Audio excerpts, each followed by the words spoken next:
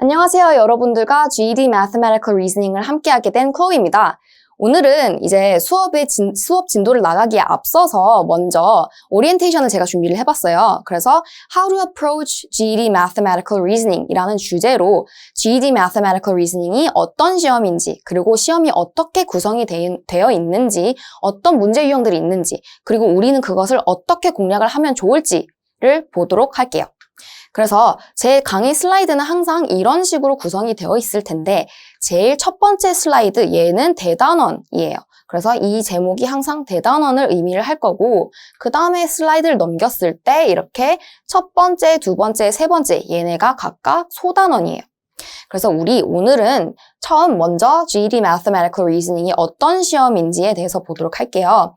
그래서 GED Mathematical Reasoning은 115분 동안 진행이 되는 시험이에요. 115분은 2시간이라는 시간으로 거의 2시간으로 굉장히 긴 시간인데 그 내에 우리가 몇 개의 문제를 풀어야 하냐면 46개의 문제를 풀어야 해요. 근데 그 46개의 문제 중에서 5개는 계산기를 사용할 수 없는 문제들이고 그리고 나머지 41개의 문제들은 캘큘레이터를 이용해서 푸는 문제들이에요. 근데 이게 파트가 엄연히 이렇게 나눠져 있기 때문에 5개의 문제를 먼저 풀고 나서 이제 넥스트를 누르게 되면은 이제 경고 문구가 뜰 거예요. 이제 확실하게 다 풀었는지 그리고 여기서 일로 넘어가면은 다시 돌아와서 풀 수가 없기 때문에 이제 그런 경고 문구가 뜰 거고 그래서 여러분들은 5개의 문제를 확실하게 풀어준 다음에 모든 문제를 다 맞췄다는 확신이 들 때 그때 이제 넘어가셔서 41개의 문제를 나머지 41개의 캘큘레이터 문제들을 풀어주시면 돼요. 그래서 이 46개의 문제들은 주제가 어떤지 이렇게 보면은 크게는 4가지 주제들이 있는데 먼저 solving equations, 얘가 가장 비중이 높아요. 지금 보면 30%이죠. 그래서 30%면 거의 3분의 1인데 그만큼 방정식 푸는 게 굉장히 중요해요. 그 다음에 자주 나오는 유형이 graphs and functions로 얘가 25%, 거의 4분의 1에 해당되는 내용이죠. 근데 지금 가만 보면 이 두 개가 합해서 우리 algebra라고 하는 단원들의 내용이거든요. 그만큼 algebra가 지금 둘이 합했을 때 55%로 절반이 넘어요. 그만큼 algebra가 굉장히 중요한 이제 단원입니다. 그 다음에 number sense, order of operation and probability가 25%로 또 한 4분의 1 정도를 차지를 하고 있어요. 그 다음이 이제 나머지 geometry가 20%인데 geometry 같은 경우는 도형을 다루는 문제들이 많아요. 그래서 two-dimensional 아니면 three-dimensional figures를 우리 배워볼 건데 two-dimensional figure에서는 주로 둘레나 넓이를 구하는 문제들이 많이 나오고 그리고 three-dimensional figure에서는 보통 부피나 surface area 같은 것들을 구하는 문제들이 많이 나와요. 그래서 이렇게 구성이 되고 근데 5개의 non-calculator 문제가 있다고 하면은 조금 패닉하는 친구들이 많아요. 이제 괜히 calculator를 못 쓴다고 하면은 괜히 불안해지는 심리 때문에 그런데 이 non-calculator topic이 사실은 거의 정해져 있어요. 그래서 이렇게 4개에서 굉장히 많이 나오는데 먼저 fractions and decimals 얘는 분수랑 소수예요. 그래서 우리 강의에서도 제일 첫 번째에 다룰 내용들이에요. 그 다음에 LCM하고 GCF라고 써 있는데 얘네는 지금은 약자를 모르셔도 됩니다. 근데 LCM이라는 거는 least common multiple으로 최소 공배수라는 뜻을 가지고 있어요. 그리고 GCF는 greatest common factor라고 해서 최대 공약수예요. 그래서 최소 공배수와 최대 공약수를 구하는 문제가 나올 수도 있고 그리고 distributive property라고 해서 우리 분배 법칙에 대해서 배워볼 거예요, 나중에. 그래서 분배 법칙을 하라는 문제가 나올 수도 있고 아니면 exponents and rational operations 얘도 굉장히 단골 문제예요. 그래서 얘네들을 이제 확실하게 공략을 해서 5개의 문제를 맞춘 다음에 그 다음에 넘어가셔서 41개의 캘큘레이터 문제들을 풀어주시면 됩니다. 그리고 이 GED Mathematical Reasoning에는 크게 5가지 유형의 문제들이 있어요. 이제 근데 그 중에서 가장 많이 출제되는 유형의 문제가 multiple choice인데 얘는 그냥 우리 알고 있는 거예요. 그냥 사지선다. 이제 4가지 초이스가 있으면 여기서 가장 적절한 답을 선택을 해주시면 돼요. 그래서 B다 하면은 B에다가 클릭을 하면은 얘가 이렇게 체크가 되겠죠. 그 다음에 두 번째로 fill in the blank 문제들도 나오는데 얘는 예를 들어서 지금 보면은 express your answer as a decimal. decimal이라는 거는 이제 한국말로 소수인데 소수로 표현을 해라 라고 했을 때 예를 들어 볼게요. 답이 계산을 했더니 10.3이 나왔어요. 그러면 이제 우리 컴퓨터로 시험을 보는 거니까 키보드로 10.3을 이렇게 타입인 하면 되십니다.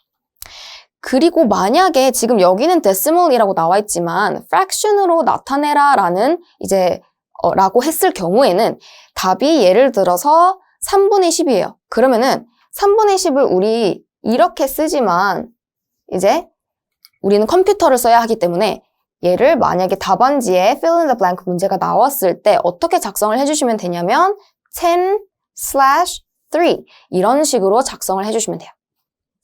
그 다음에 drop down 문제가 있는데 drop down 문제는 이렇게 클릭을 했을 때 얘네가 쭈르륵 밑에 이렇게 drop down으로 뜰 거예요. 그러면은 multiple choice랑 크게 다르지 않아요, 얘는. 그래서 가장 적합한 애를 클릭을 해주시면 돼요. 그 다음에 또 drag and drop 문제는 조금 되게 생소할 수도 있어요. 근데 function을 구하라고 했어요. 근데 예를 들어서 답이 마이너스 0.6 x 더하기 18.6이 답이라고 가정을 해볼게요. 그러면은 여러분들은 어떻게 해주시면 되냐면 밑에 이렇게 drag 할 수 있는 옵션들이 있을 거예요. 거기서 알맞은 애들을 이렇게 끌어서 drag 해서 이렇게 여기다가 갖다 놓으시면 돼요. 그런 다음에 제출을 해주시면 되고 그 다음에 마지막으로 hotspot 유형 문제들이 있어요. 얘는 뭐냐면 이제 특정 값을 특정 지점을 이렇게 콕 찍어라 라는 문제들인데 예를 들어서 click on 1.6 on the graph 라고 했을 때 그래프에서 이렇게 number line이 있을 때 1.6을 찍어라 라는 문제예요. 그래서 지금 여기서 1, 1.2, 1.4, 1.6이 여기 있으니까 여기에다 커서를 갖다 대고 클릭을 하시면 이렇게 여기가 색칠이 될 거예요. 그래서 이렇게 크게 5가지 유형의 문제들이 있고 그래서 이 문제들을 우리 공략하기 위해서 어떻게 제가 강의를 구성을 했는지를 보여드릴게요. 먼저 1강부터 6강까지는 숫자, numbers에 관한 얘기를 다룰 거예요. 그래서 뭐 예를 들어서 integer라든가 decimal이라든가 fraction이라든가 이런 것들을 어떻게 더하고 빼고 곱하고 나누는지 이런 것들을 다뤄볼 예정이에요. 그 다음에 7강하고 8강에서는 우리 ratio, rate, proportions and percent라고 해서 전부 뭔가 비율에 관한 것들을 다룰 거예요. 그 다음에 9강에서 12강 사이에서는 우리 data analysis라고 해서 뭐 예를 들어서 문제에서 표를 준다거나 아니면은 bar graph 아니면 pie chart, line graph 이런 뭔가 그래프, 차트 그런 것들을 우리 마주했을 때 어떻게 데이터를 분석하고 문제를 풀어내면 될지에 대해서 보도록 할 거예요. 근데 얘는 사실은 이제 그냥 표를 분석해서 사실은 이런 문제들이 섞여서 나오는 거죠. 이제 우리 앞에서 배웠던 number라든가 ratio, rates, proportions and percent 이런 문제들이 이제 표가 있으면 그 데이터들을 분석해서 또 다른 단원들의 내용들을 조합을 해서 섞어서 이렇게 풀어나가는 문제들이 많아요. 그 다음에 13, 15강에서는 아까 말씀드렸던 geometry에 대해서 배워볼 거고 2차원, 3차원 이제 도형들을 볼 거예요. 그 다음에 16에서 22강이 제가 강조했던 algebra예요. 그래서 그만큼 중요하기 때문에 여기서는 제가 특히 이제 예제 문제들을 굉장히 많이 수록을 해놨고 이제 그만큼 지금 보시면은 강의 중에서도 지금 가장 비중이 높아요. 그래서 이렇게 이제 우리는 공부를 하게 될 거고 그 다음에 왜 저랑 같이 공부를 하셔야 하는지 간단하게 설명을 드리면 먼저 이 GED Mathematical Reasoning이라는 거는 학생들의 레인지가 정말 다양해요. 왜냐면 수학을 너무 수학이 자신이 없어서 수학 기초적인 것부터 조금 차근차근 쌓아야 하는 친구들도 있을 거고, 아니면 수학은 사실 한국에서 배운 적은 있지만 영어로 된 수학을 해본 적이 없어서 그 용어가 너무 약해서 거기서 도움이 필요하신 분들도 있을 거예요. 그런데 제가 이제 모두 그 전자에 해당되든 후자에 해당되든 이제 완벽하게 준비를 할 수 있도록 제가 이렇게 강의를 항상 준비를 할 거예요. 먼저 수학이니까 당연히 개념 정리는 기본으로 바탕으로 하고, 그 다음에 제가 중간중간 슬라이드에 계속 용어들을 설명을 해줄 거예요. 그리고 최대한 이제 여러분들이 시험장에 들어가기 전에 다양한 문제의 유형들을 풀어볼 수 있도록 제가 최대한 다양한 문제 유형들을 수록을 해놨어요. 그래서 사실은 제가 수록해놓은 문제들만 파악을 하시고 가셔도, 계속 그것만 계속 연습을 하셔도 충분히 이제 패스를 할 수 있게끔 구성을 해드렸고, 그래서 만약에 이제 내가 용어가 너무 약하다 해서 용어를 좀 외우셔야 하는 분들은 제가 중간중간 강의 슬라이드에 이렇게 용어 스티커, 노란색으로 용어 스티커를 이제 부착을 해놓을 거예요. 그러면은 거기에 이제 주목을 해주시면 되고, 그 다음에 내가 수학이 좀 약하다, 최대한 많은 문제들을 풀어야 한다 하면은 이제 보라색 예제 스티커를 주목을 해주시면 돼요. 그래서 용어 같은 경우는 사실 저도 이제 중학생 때까지는 한국어로 된 수학만을 다뤘었는데, 이제 미국에 이렇게, 가게 되면서 그때 처음으로 영어로 된 수학을 접해봤었는데, 그때 굉장히 저도 막막했었거든요. 어떻게 용어를 이제 외워야 하는지 되게 막막했는데, 그래서 저는 그때 사전 그 책을 가지고, 책이 있으면 이제 사전에 옆에 갖다 놓고 모르는 단어들을 다 이렇게 적은 다음에 단어장으로 정리를 해서 외우려고 막 이런 식으로 노력을 했었는데, 사실 그거를 하나의 단어장에 모아놓고 외우려고 하면은 그만큼 비효율적인 게 없어요. 저랑 같이 강의를 진행을 하면서 이제 중간중간 제가 용어들을 설명을 해주고 자연스럽게 익히는 것이 가장 좋은 방법입니다.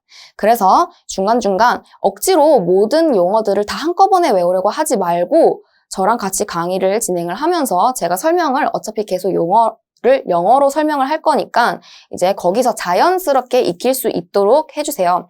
그 다음에 이제 수학이 약하다 하면은 이제 제가 수록해 놓은 예제 문제들을 최대한 복습, 또 복습, 혼자서 풀 수 있을 때까지 계속 복습을 해주시면 됩니다.